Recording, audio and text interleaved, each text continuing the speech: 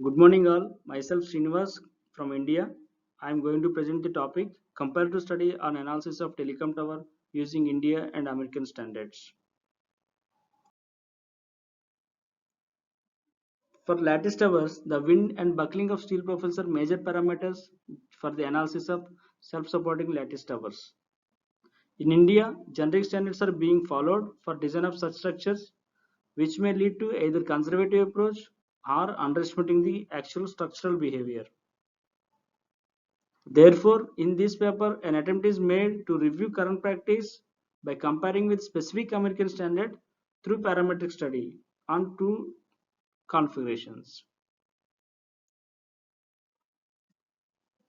The objective comparative study is taken up on the methodologies followed in both standards, India specific American standard for telecom towers, for assessment of wind loads on the tower and accessories, along with the design resistance of the members and connections for two different configurations, that is square angular tower and triangular hybrid tower. Square angular tower is the tower comprises of hot rolled steel angle sections bolted with bolted connection. Triangular hybrid tower legs consists of circular hollow sections and bracings are of angle sections with bolted connections. The first step is basic comparison is reviewed through wind loading.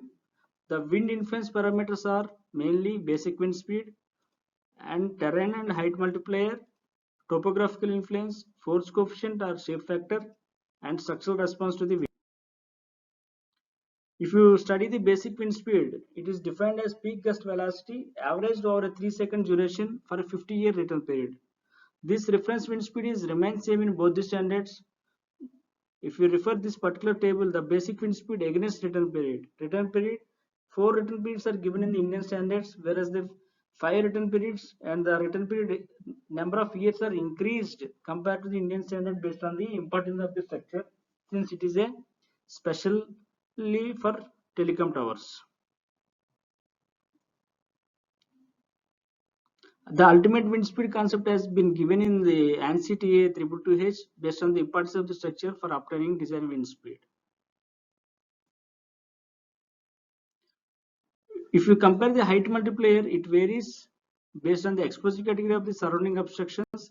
3 categories are defined in 222H versus 4 categories in the IS standard. For there is 4 to 10% is higher values are observed in 222H at greater than 50-meter height for an open terrain compared to the Indian standard. That means this height multiplier is having the higher values in Indian standard. Then the next is force coefficient, is the ratio of resulting force per unit area and the direction of the wind to the applied wind pressure, and it accounts member characteristics such as shape, size, solidity, shielding, and surface roughness. If we plot the drag factors in both the standards for a square tower with flat sections, the drag is higher in the Indian standard compared to the 222H, 3.8 versus 3.4. Similarly, for a triangular tower, the Indian standard gives higher values up to the 0.3, then it got reduced compared to the 222H.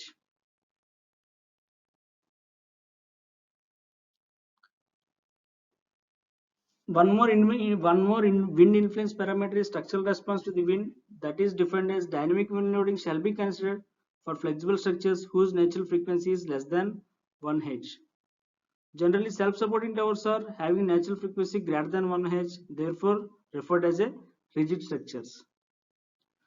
The gust factor, which accounts the dynamic wind loading, is of 1.0 to be considered in Indian standards for rigid structures, whereas it is the value of 0.85 in 222H.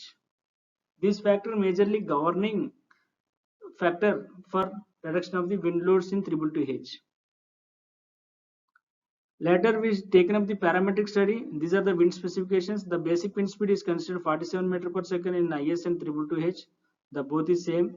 The risk coefficient, the 50 years return period is taken in the IS based on the availability, and 222H, the risk coefficient is taken based on the importance of the structure predefined in the standard.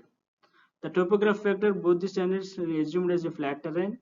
The ultimate wind speed is 47 meter per second in the IS, whereas it is 59.2 meter per second, that is inclusive of the risk coefficient as per standard. The ultimate design wind speed is concept utilized in the 222H, whereas in the Indian standard the load factor of 1.5 is overall included. Therefore, the ultimate design wind pressure is 202.73 kg per square meter in the Indian standards, whereas 222H the wind pressure is 158.38 kg per square meter. This wind pressure does not include any terrain height multiplication. Then the antenna specifications, we taken 12 RF antenna or GSM antennas and 3 1.2 meter dishes. This is the predefined tower geometries we considered for this parametric study. The one is the square tower, the second is the hybrid tower. After wind load calculations, we plotted the ultimate wind load for the square tower and the ultimate wind load for the triangular tower. The observation is the estimation of wind loads using 222H gives lower values. That is 33% less in the 222H and 23% less in the triangular tower. Therefore, the wind load estimation is lesser in 222H compared to the Indian standard. Similarly, antenna wind load comparison also taken up. For the GSM antenna, the total EPA is higher in the 222H due to the increased force coefficient, whereas ultimate wind load is got reduced, that is 27.54 versus 31.27. But in the MW antenna, the MW antenna, the total EPA is got reduced since the 222H is specially dealt for telecom tower antennas, whereas EP is considered to the regular structures in the 1.2 meter dishes. There is a huge difference in the wind load calculation of antennas in IS versus 222H for the microwave antenna. Once the loads are completed, then we taken the STAT analysis for STAT space stress analysis, and loads are distributed equally on all legs for symmetrical accessories. The linear static analysis is considered. Face wind and corner wind considered for critical member forces for the square tower, whereas triangular tower we taken the face wind 0, 90 and 180 degrees. Here the member capacitor almost same in both standards. The reason is the Indian standard is also referring specialized standard of transmission line towers while checking the member capacities. Therefore, it is both same in both the standards. The conclusion is, after the study, the wind loads are reduced by 33% in the square tower, 23% in the triangular tower for critical wind direction. If we analyze what are the major reduction factors in 222HR, the first point is gust factor, that is 0.85 for rigid structure, whereas Indian standard taking as a 1. That is majorly governing factor on reduction of the wind loads. The second is the lower wind direction factor based on the solidity ratio for square tower, whereas the default value of 1.2 is to be considered in the Indian standard, irrespective of the solidity ratio. The third is lower force coefficient observed in the 222H, that is 10% less in square tower, 5% less in the triangular tower. Also, the lower force coefficient of microwave antennas are observed in the 222H, since it is specially dealt for telecom towers.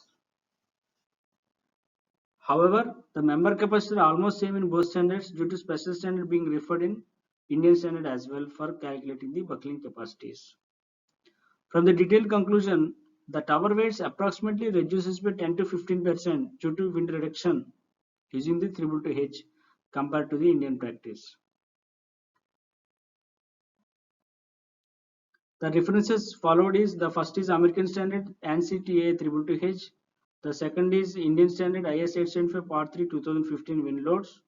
The other regular books like Wind Effects on the Structures and the paper called Gust Response of Microwave Lattice Towers done by Venkateswarlu B. Harikrishna P. Thank you.